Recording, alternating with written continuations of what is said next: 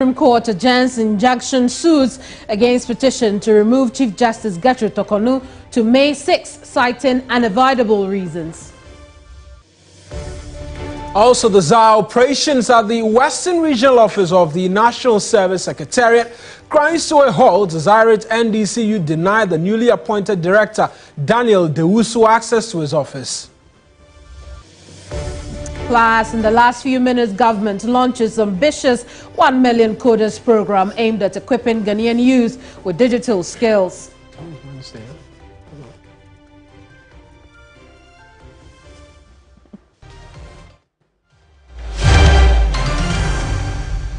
And rightly so, today is Wednesday, midweek action. Welcome to News Central. I am Mawin Aigbeta. And I am Kemini Amano. News Central starts now.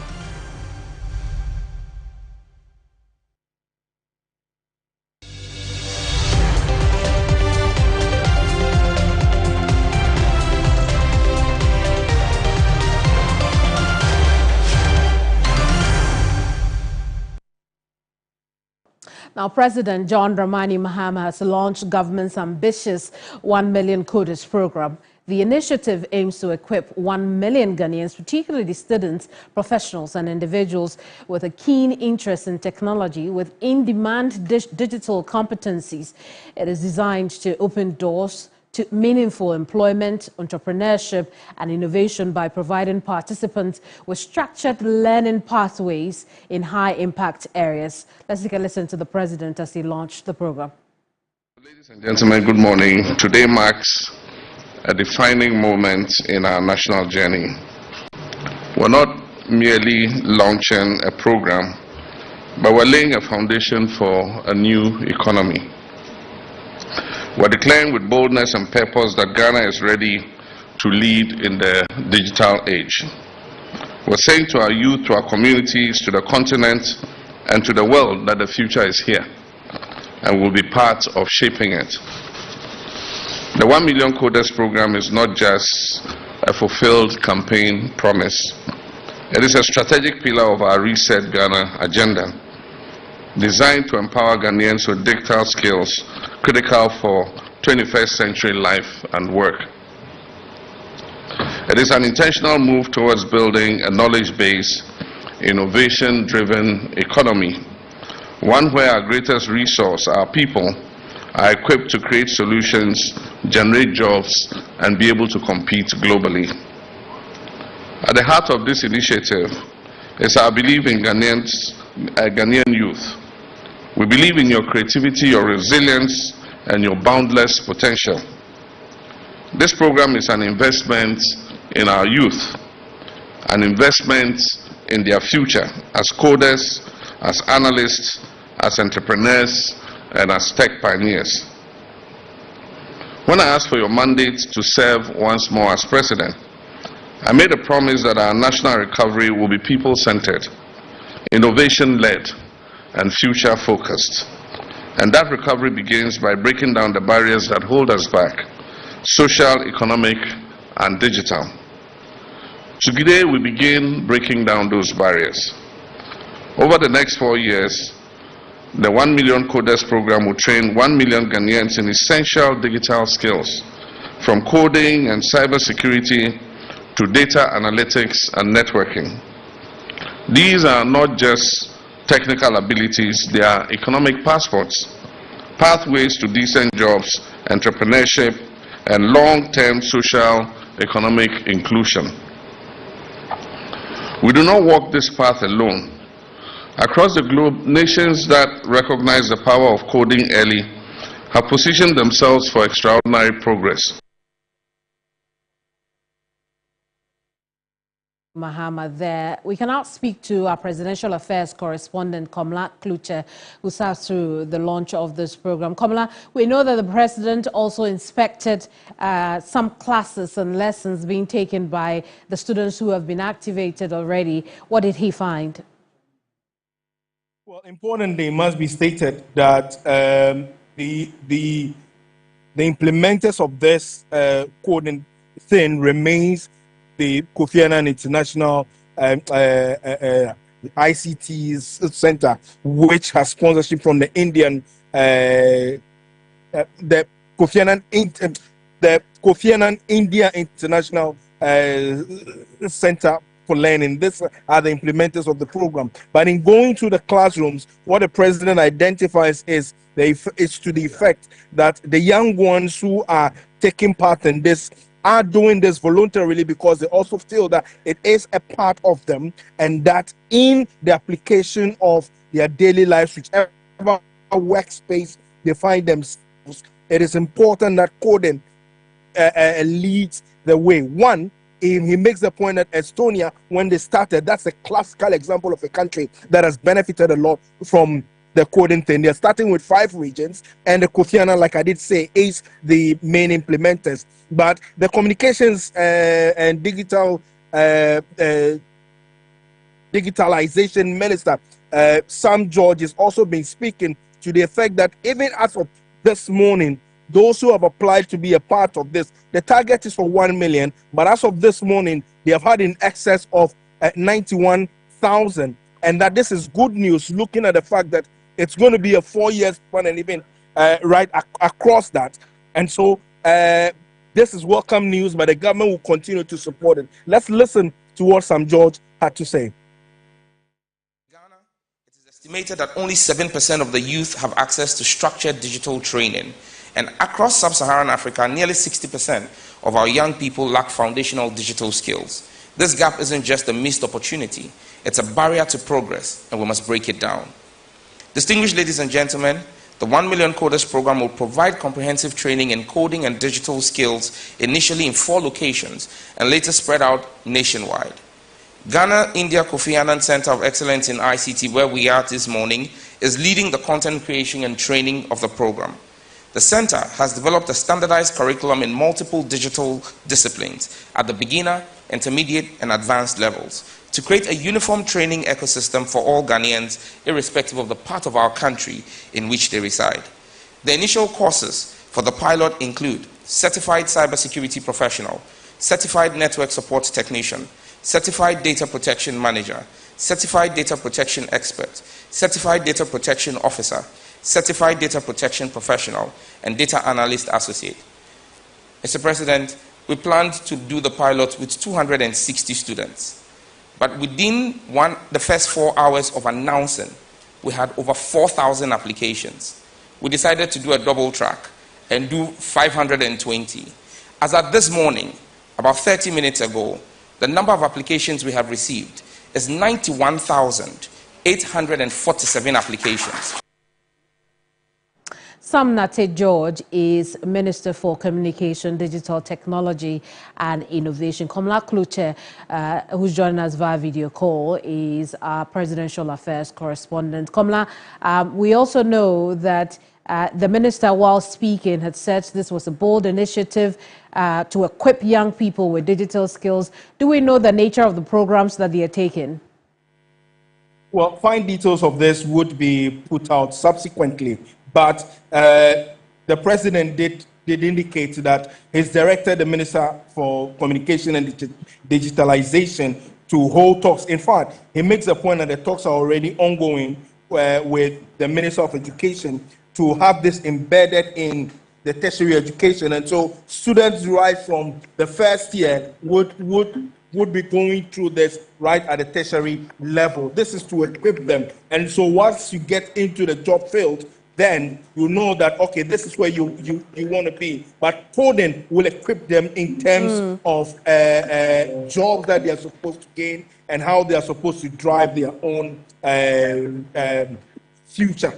Do we know yet, Komla, how this will be replicated across the country and not just here in Accra?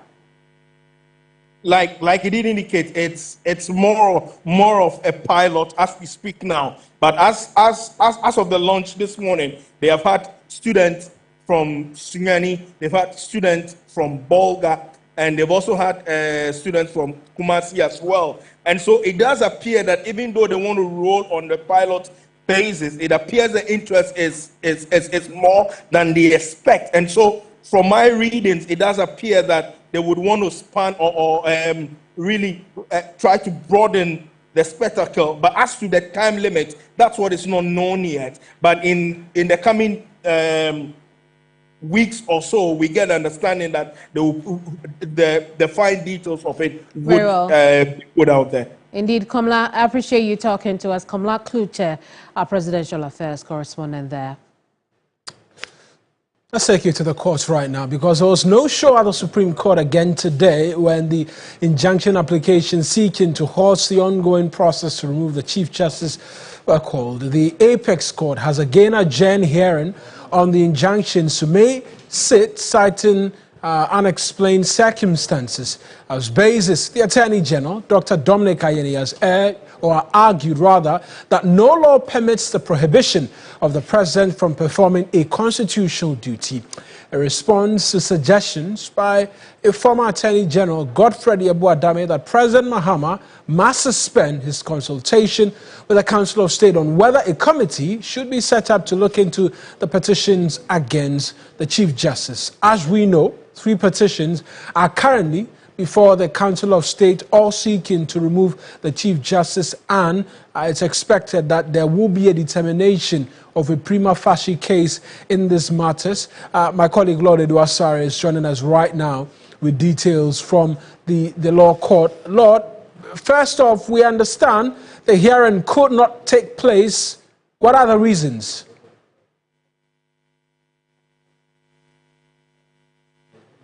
Lord, I'm asking if you could provide us reasons why the hearing could not commence or start today. Can you hear me? Yes, I can hear you now. I'm asking, no show again, with many looking forward to the injunction arguments being made and the court making a decision. Why didn't all of that happen today? Hello? Well, it does appear there's a bit of a difficulty with Lord hearing us at this point in time. We're going to walk you through the details of what this case has been, the trajectory of since when we got wind of the petitions being taken to the presidency, the president forwarding all of that. We will walk you through that, but let's hear from the Attorney General as well, Dr. Dominic Ayeni, speak to my colleague Lord Eduasare and some other journalists after the court sitting today. The decision whether or not to hear the case is not mine to make, all right? And the reason why we were absent at the last adjourned date was because we organized a training far ahead of the date that was given to us by the court. And the training was for all sit-attendants, right, by the ECOWAS Court of Justice. So they were being trained on the procedures and rules of the ECOWAS Court of Justice. And because of that, I was deeply involved in the training. My deputy was deeply involved in the training. The ECOWAS delegation that was doing the training was here in Accra. And we just asked for a date. Lawyers ask for this all the time when they are constrained and cannot be available in court. So for you to interpret that to mean that we are not willing, to go along with this process is totally unacceptable. Let's go back to the courts, this time via the telephones, hopeful of a better connection to Lord Eduasare. Lord, try and explain to us why the court could not hear the injunction applications today. Right, Marina. So when the case was called, we realized that instead of a panel of 5, 4 justices came to sit and was chaired by Justice Professor Henrietta Osei-Bonsu. The next thing was Justice Samuel Ikegu. Now, the presiding chair, who was Professor Henrietta Osei-Bonsu, indicated to the court and essentially the Attorney General and then the former Attorney General that due to unavoidable reasons, they will have to adjourn the injunction hearing. Nothing was provided by way of reason to why, for example, the 5th member of the panel was absent. We just were told that there was a problem, and that was the unavoidable reason, Marina. It means one of the justices of the Supreme Court was not present, hence forcing this adjournment to May 6th. But let's delve a bit into the argument that's been put forth by the Attorney General. We saw his affidavit, but he's been making it quite forcefully, portions of which we've been hearing. What more did he say as to the defense for the ongoing consultation between the President and the Council of State?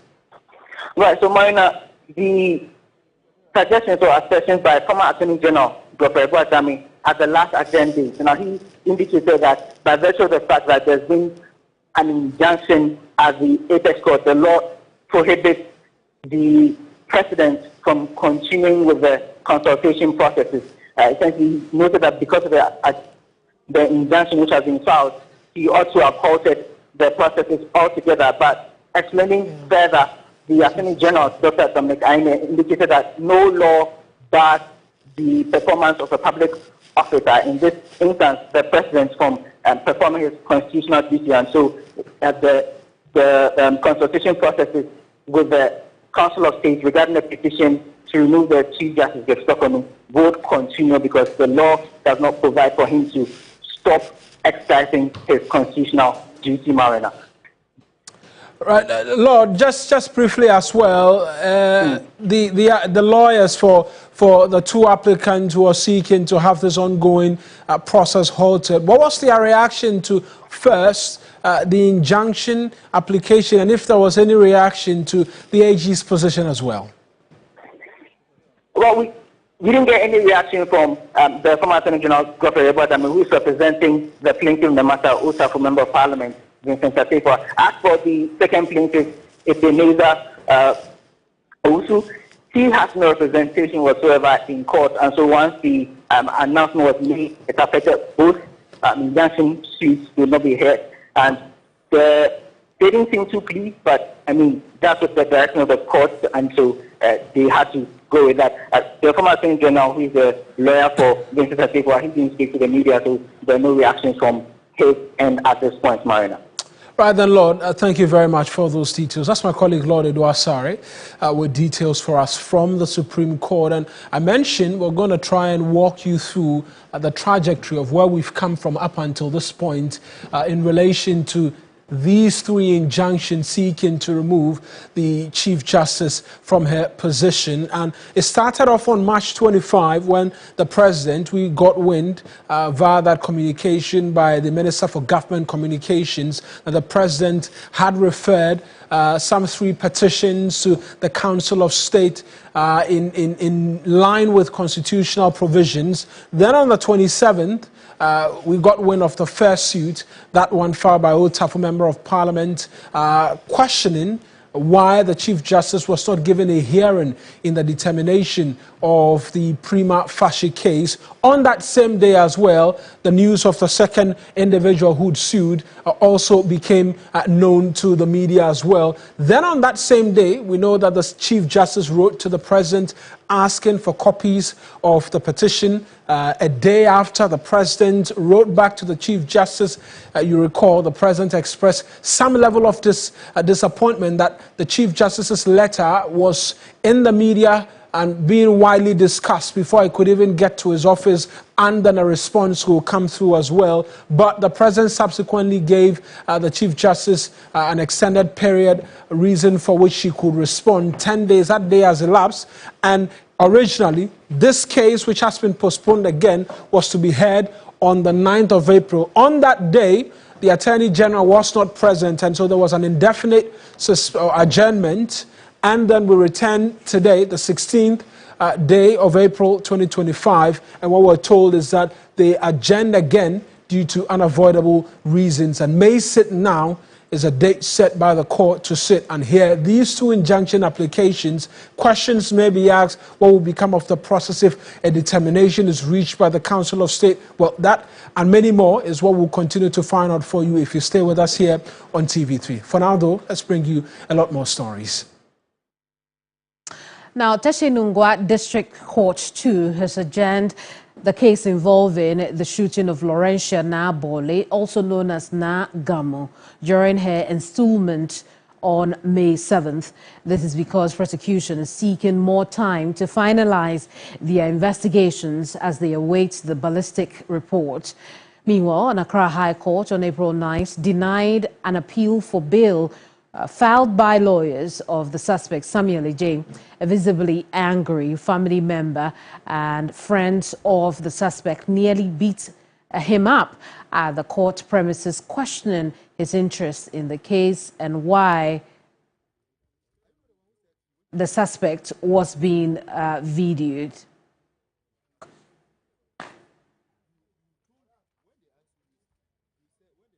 Let's get more on this matter. Sarah Penkro is our correspondent who's following this story. Sarah, good afternoon to you. What else happened in court today? Well, Kamini rightly said the case has been adjourned to May 7th, where to allow the suspect remain in custody as the police complete their investigation. But then the main drama was actually at the forecourt of the premises, where there was counter-accusations between family members of all the parties involved. We have families of the husband of the late Laurentia. We have families of the late Laurentia herself, as well as family and friends of the suspect in question. And in fact, if not for the timely intervention of the police, I would have received some beatings, because they did not understand why I was actually videoing the suspect who was being taken into custody, and the fact that I was at the premises in the first place. In fact, I think they do not understand why the High Court had refused an appeal requesting for a bail for the suspect so they could take him home. And I'm also picking hints from other professionals and experts on the grounds that the case hearing had not started because the district court do not have jurisdiction to hear the case. And so until they finish with investigations and the docket is sent to the Attorney General's office for the case to be heard at the High Court, there was no need for them to have sent an application appealing for a bail for the suspect. So today it was really full of drama outside the court premises, but then prosecution also said they needed the suspect in custody to enable them complete investigations for hearing to begin.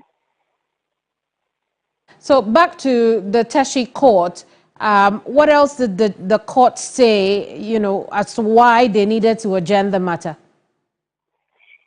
The legal proceedings is basically a legal proceeding to ensure that, usually the remand is 2 weeks, and the 2 weeks they gave had expired. So they had to bring the suspect to court to get more time from the judge to keep him in remand in custody before he's sent to the High Court.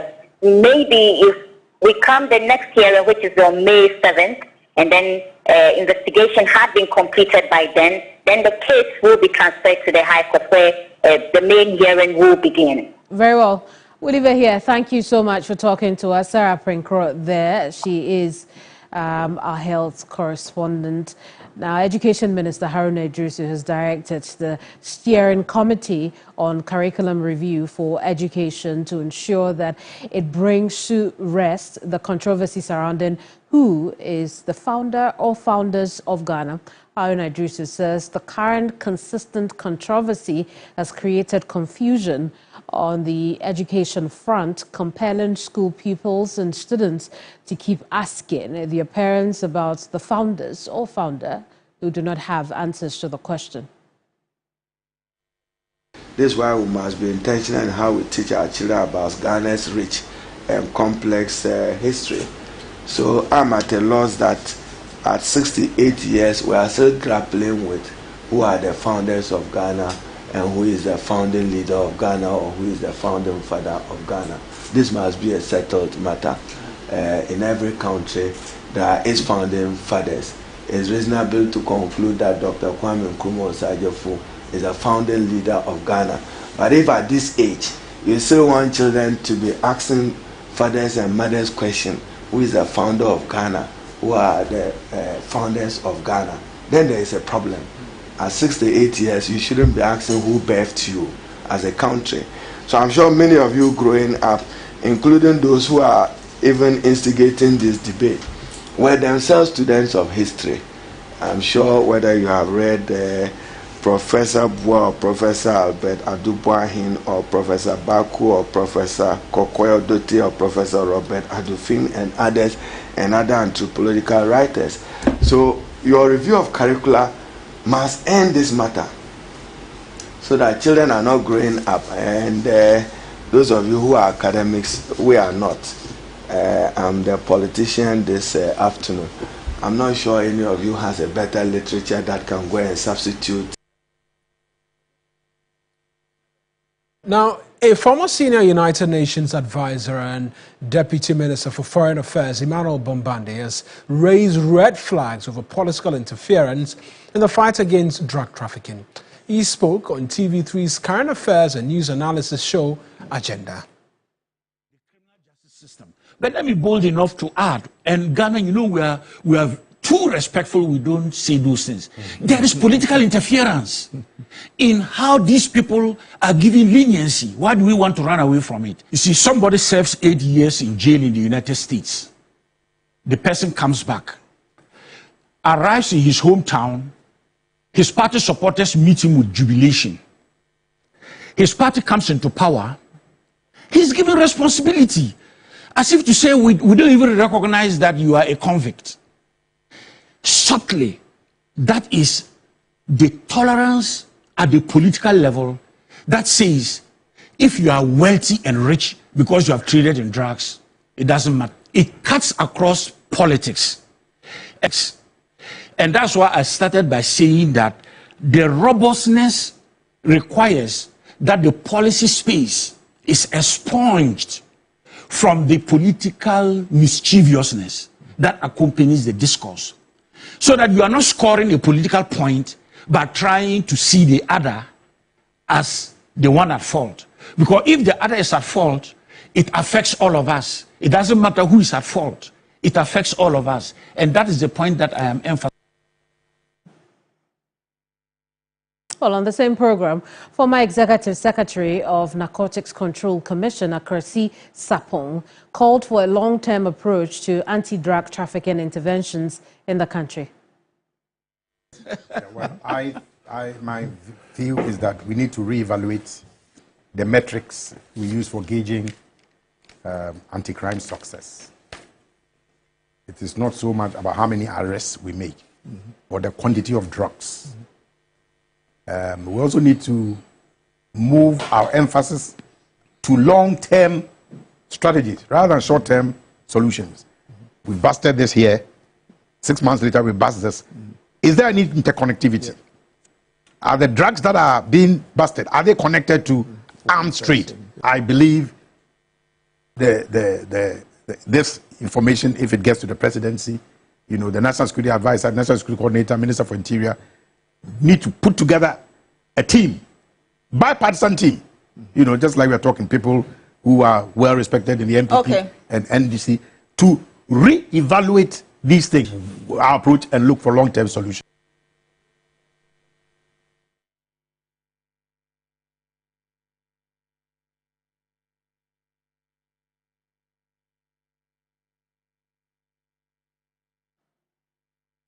You're still live here on News Central. Still to come.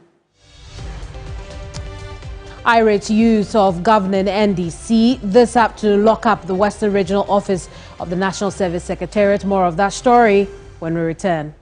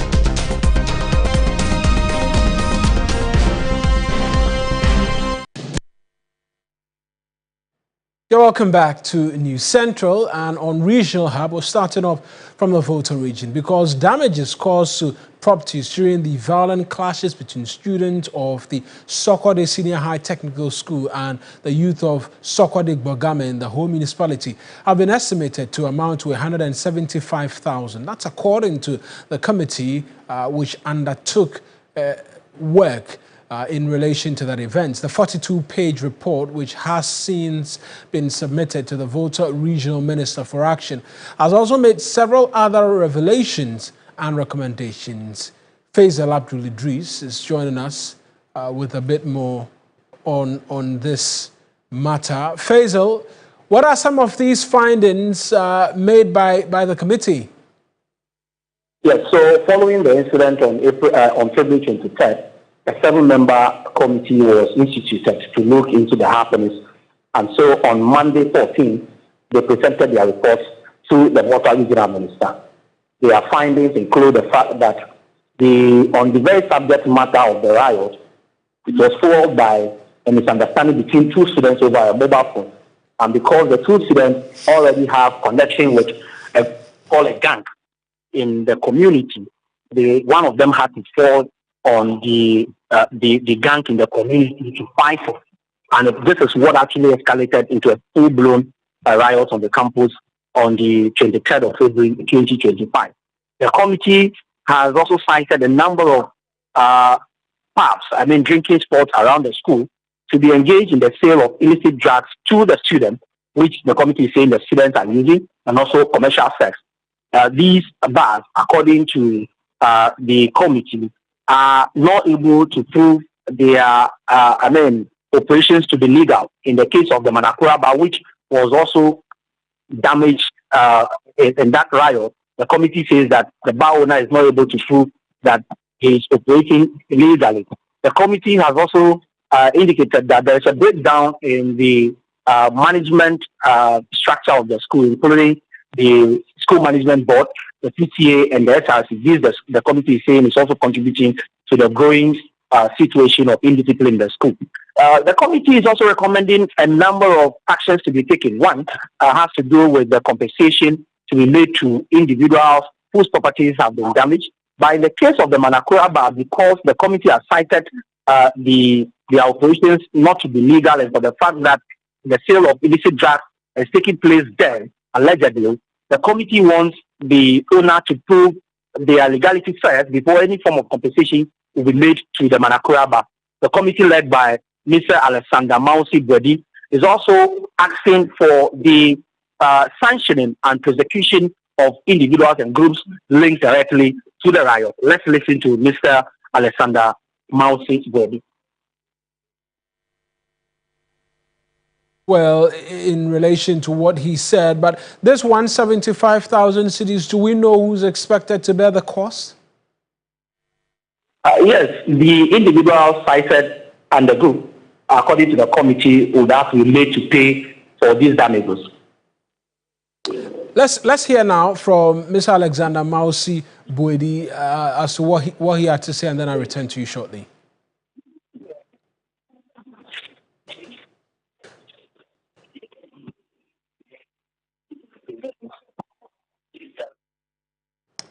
Right, we'll hear from. Let's take a listen to that now. And on the ascendance, it has been observed that a total estimated cost of damages amounted to 175,000 Ghana cedis. Both Sokode Etoe and Sokode Bogame communities bemoaned the operations of Manakura Bar, which encourages immoral activities by the patrons, which include minors and students of Sokode Senior High Tech Class School. There exists another spot located behind the abattoir in Sokode Bogame called Miami, where the youth indulge in the usage of illicit drugs, where call girls are also come during the day and patronize Manakura in the nights. The local information center at Sokode Bogame, which was used to summon the Asafa group to attack the students, operates without registration. That groups and individuals identified as culprits should be sanctioned accordingly. Students who broke bounds belonging to a gang and engage in improper behavior outside the school should face the school disciplinary committee and be sanctioned accordingly. Culprits identified should be surcharged with the cost of all damages caused to properties as well as harm caused to individuals. The committee recommends that the cost of damages to Manakura be absolved subject to he providing all operational documents for verification as proof of legal operation. That's Mr. Boedi. Faisal, just quickly on the regional minister, upon the receipt of the report, what did he say? Mr. Bunu is saying that this report will not only be useful to the Sokode Senior High Technical School, but also to the other schools in the region, such that they are able to guide themselves accordingly.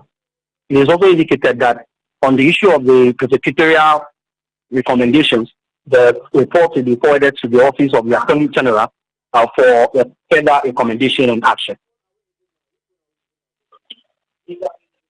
A colleague in the Volta region, Faisal Abdul Idris, speaking to us this afternoon.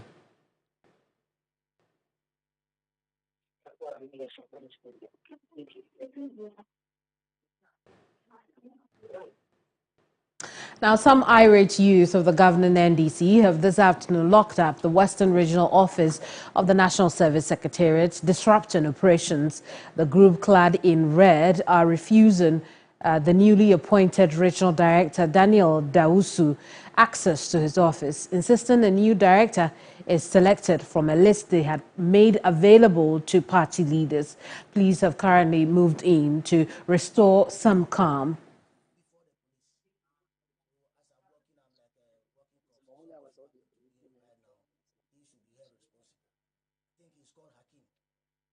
Irama, good afternoon to you. Talk to us about the situation now. Has it changed? No, the situation hasn't changed. We'll try again. Irama Smith is our Western Region correspondent bringing us this story. Irama, what's the situation now?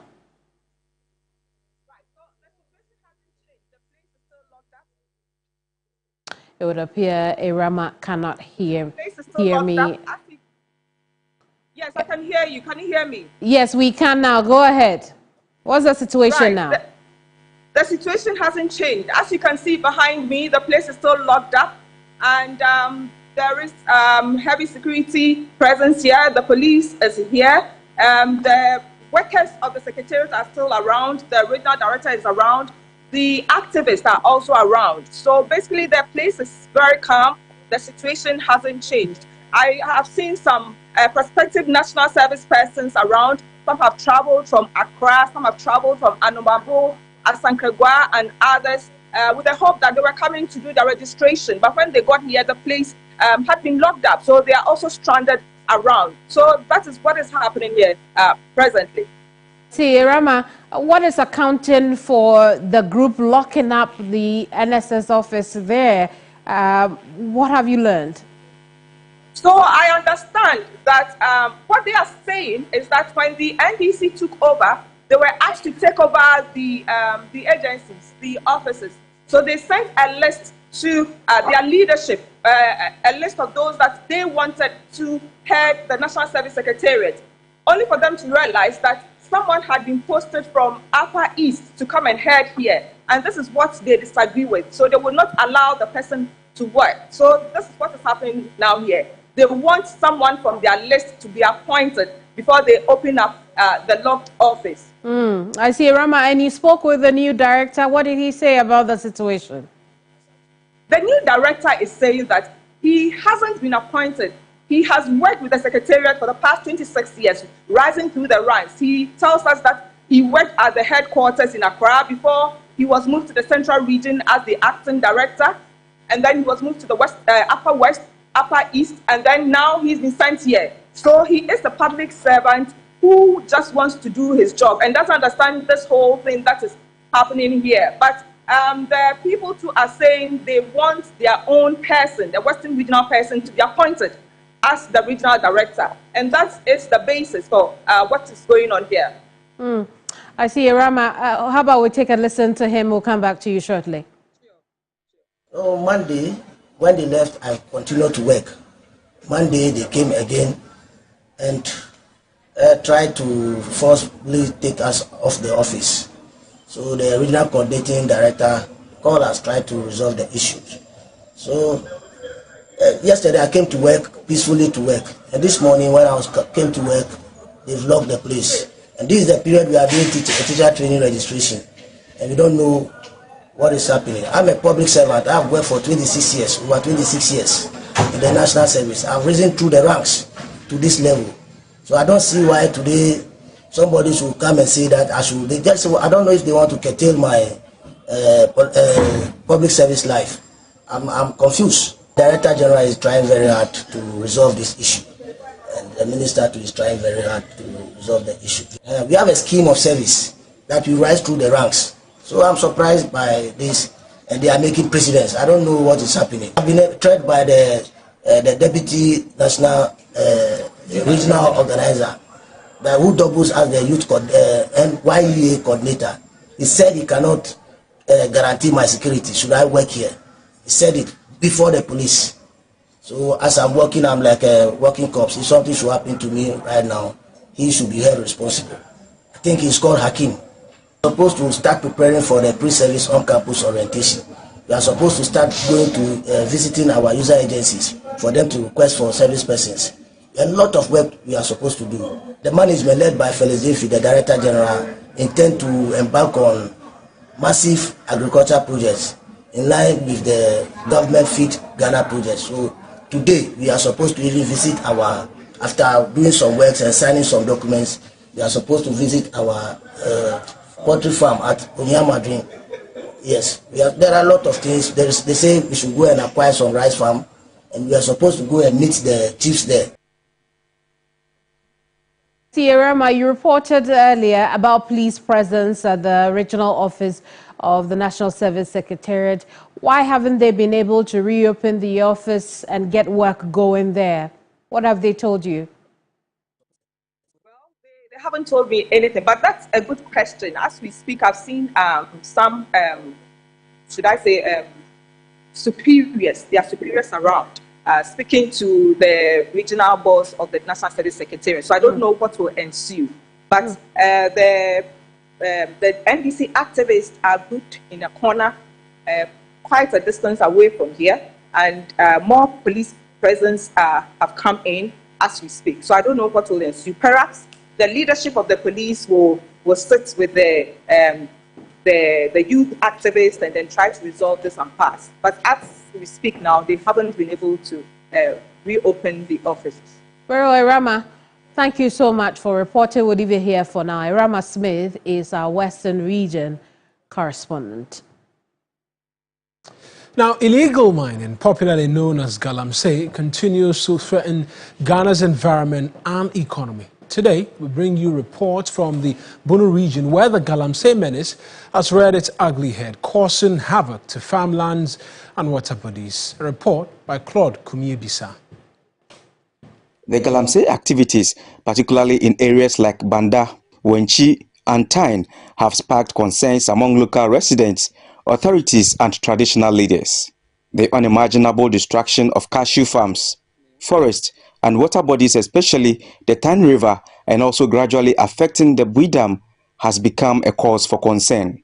During a recent inspection tour, the Bono Regional Minister, Joseph Adai Akwabwa, visited affected sites and pledged his commitment to fighting the menace. See, I'm so shocked to the extent that I don't know how to describe this galamsey activity at the moment. They have almost destroyed the Tyne River. When we got to the bridge, you saw the kind of destruction that has been done under the Tyne Bridge. You all saw it. And the place is so large that it is almost going to be very much difficult, but we are going to fight it, because if we don't do, they will destroy our forests. We saw people doing illegal mining inside cashew farms, and they are destroying the cashew farms. Look at the banks of the river, from where we went to up to this place, you could see that if we don't act, then we are doomed.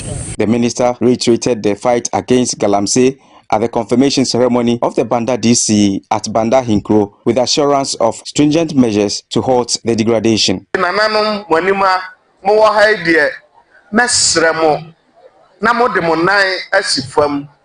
I'm pleading with you, Nananom. We have the Bui Dam here in Banda, and the devastation ongoing is disheartening. As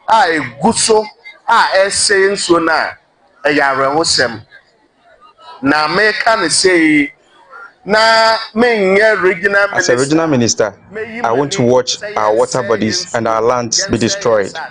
The youth of Banda are expressing their frustration at the menace. Nananom should help the minister to stop Galamsey. In some instances, Nananom are involved in Galamsey, so when they make a move to stop it, we will support them.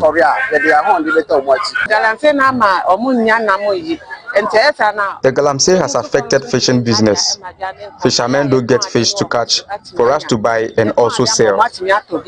Meanwhile, at a meeting of the Bono Regional House of Chiefs, Domahine, who doubles as the president of the house, Osajifo Osiadio Dr. Ajimabedu II, issued a stern warning against Galamsey operations in the region.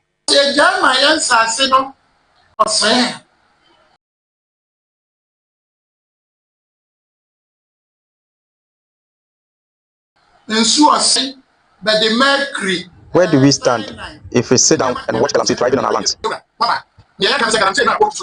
Stop me if you find out that I am involved in Galamsey, and alert us on whoever you find engaging in it, and we shall stop the person because we don't want Galamsey in Bono.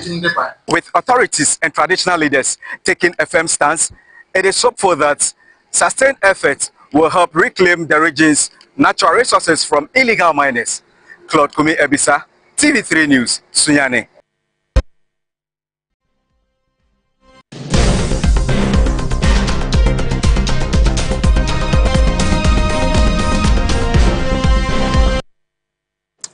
You're live here still on News Central on TV3. We're going for a second break for the afternoon. When we return, we're live at the Alisa Hotel where the opposition New Patriotic Party is holding an emergency meeting.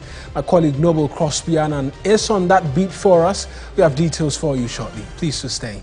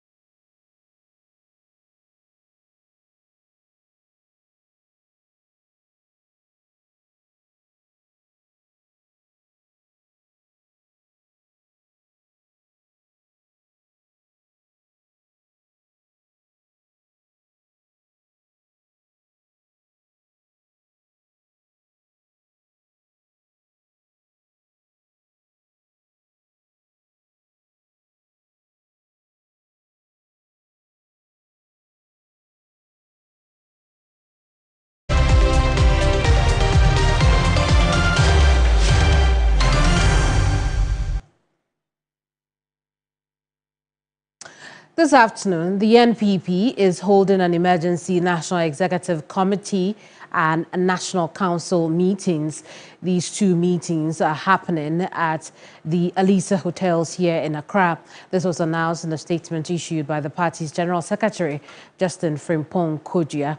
At the meetings, the party is expected to receive and deliberate on the report submitted by the special committee tasked with investigating its 2024 election defeats. Noble Crosby Annan is reporting from the Alisa Hotel now, joins us with some details of the meetings there. Crosby, what can you report? Well, Kemini, you know that in January this year, the NPP formed an 11-member committee, and that committee is chaired by the former Speaker of Parliament. I'm talking about Professor Michael Quay. And the duty of the committee was to analyze the party's loss in the 2024 elections. Now, the committee was tasked with reviewing the causes of the defeat and propose actionable solutions for future elections. So talking about elections 2028, as that is the most immediate one after the 2024 elections. Already, the committee has faced some significant criticism, I should say, from within the party. For instance, the former Member of Parliament for Dom Kwabena, Sarah Joseph, who has labeled the committee as bogus and lacking credibility, suggesting it was formed to push a specific agenda against some people instead of a proper impartial investigation.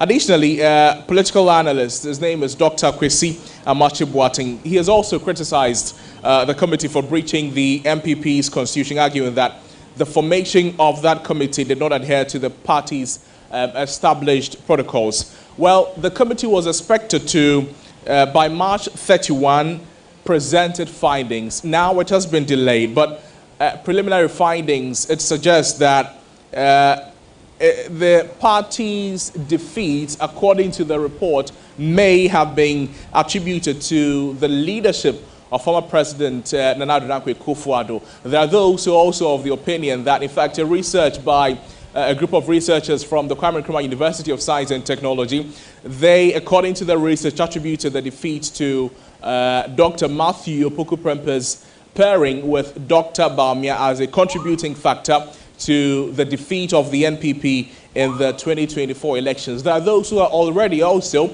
pointing fingers at the former vice president. I'm talking about the 2024 flag bearer of the NPP, Dr. Bawumia, that he also, by his actions and inactions, contributed to the defeat of the NPP. So it's a packed meeting here. All the top brass of the NPP, they're meeting right there, the Alisa Hotel. That is where it is all happening. Already we've seen the former president, Nana Addo Dankwa Akufo-Addo, arrive moments ago. But Dr. Bawumia, we understand, is also in there. The minority leader, Alexander Penyo-Marking, is there. The former chief of staff, Frema Oseyo Para, is there, as well as some ministers of state, former ministers of state, I should say. Every big name of the NPP belonging to the National Council or the National Executive Committee of the NPP is there. Because it's a, if you like, a do or die affair for the party. Find solutions, understand what happened in the 2024 elections, and then most importantly, find solutions going into the 2028 elections. We spoke with Dr. Matthew Opoku-Prempeh before he went into the meeting, and he's saying that every member of the party will have to follow to the latter the recommendations of the committee if you want to remain a member of the party. Well, when it was asked whether he thinks he contributed in any way or whether he has plans to contest again in 2028, he said no. What he's concerned about right now is the well-being of the party. Already there seems to be some cracks within the NPP. Adrosafo, the former MP for Dom Kwabena, she has been talking, describing the committee's work as bogus.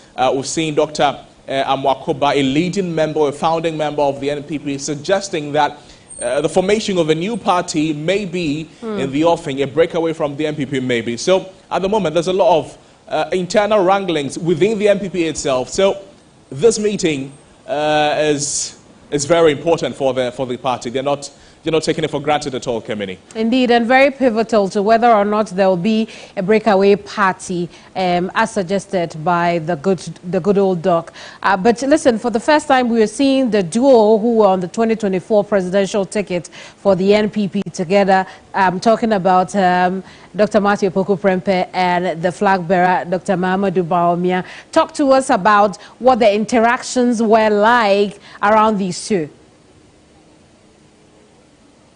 Well, when they get off their vehicles, when they alight from their vehicles, they exchange pleasantries briefly with some few supporters of the party who got wind of this meeting, so have pitched camp here just to, greet them, interact with them. Then they make their way to where the meeting is happening. The same thing happened with Dr. Bawumia and almost all the other officials of the NPP who have arrived here.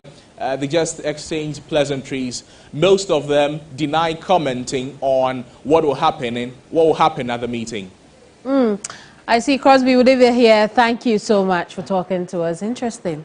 Fascinating, really. Yeah, if that report is finally ready, it's still quite some debate as to what the outcome will be. Yeah. Would it exonerate the current leadership of the party and all of that? But we have to run out of the studio. We're being told that. I am Mawin Aigbeta. And I am Kemini Amano. We'll see you same time tomorrow. Bye-bye for now.